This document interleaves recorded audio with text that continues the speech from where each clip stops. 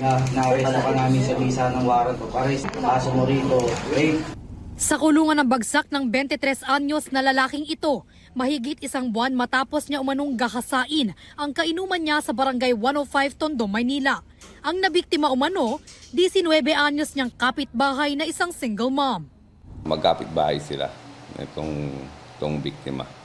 Base sa kwento, nagkaroon sila ng inuman, then yun na, nangyari na yung panggagahasa sa bahay ng kaibigan nila. Kwento ng akusado, nakatambay lang siya noon nang yayain siya sa inuman ng kanyang kaibigan sa kanilang bahay. Doon daw niya nakasama at nakausap ang biktima. Yun po, pagkabot sa amin, niyaya na po ako sa taas. Noon po meron may nangyari sa amin. Balas po namin ginusto yun. Sabi niya po sa akin, may gusto po sa akin siya. Matagal na.